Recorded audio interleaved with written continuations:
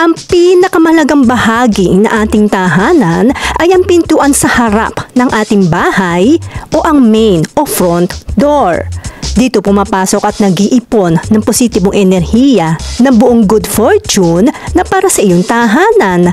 Gusto mong magkaroon ng isang malakas na pintuan sa harap upang matanggap mo ang positibong enerhiya. Dahil dito, dapat isaalang-alang ang mga nakatapat sa labas sa inyong pangunahing pintuan na maaaring magsilbing malas at maharang ang positibong enerhiya na dapat nakukuha ng iyong bahay. Narito ang 3 pangunahing bagay na dapat mong malaman na bawal itapat o nakaharap sa iyong main door sa labas ng iyong tahanan at mga pangunahing lunas kung hindi maiiwasan.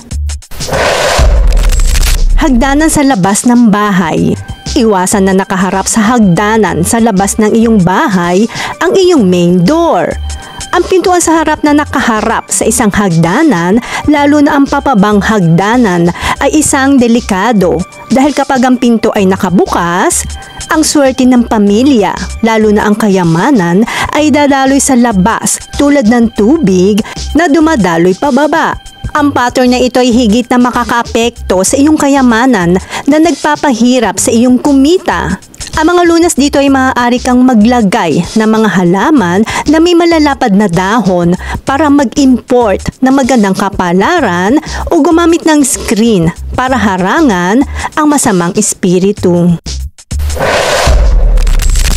Main gate. Iwasan ding nakaharap sa iyong gate ang iyong front door. Ang harap na gate at pintuan sa harap ay hindi dapat na magkahanay. Ito ay masama. Maaari kang mawala ng pera.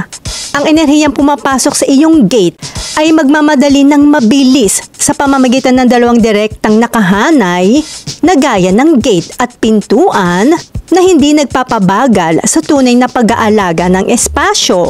Bilang remedyo ay maglagay ng isang mataas na halaman sa pagitan ng inyong gate at front door na may isang malakas na pagkakaroon sa direktang landas ng enerhiya. Maaari ka rin maglagay ng tubig, water plants o mga bulaklak malapit sa pangunahing gate.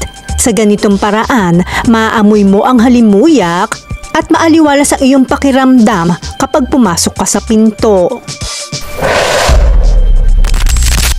Iwasang nakaharap sa gate, main door at bintana ng kapitbahay.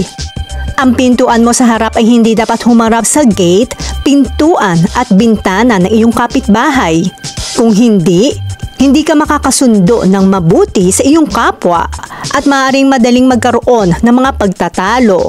Habang ikaw at ang mga gate, main door at bintana ng iyong kapitbahay ay tumatanggap ng enerhiya at parehong magkaharap na masyadong malapit sa isa't isa, ay magre-resulta sa hindi sapat na enerhiya na dumaloy sa iyong bahay. Mawawalan ka rin ng privacy.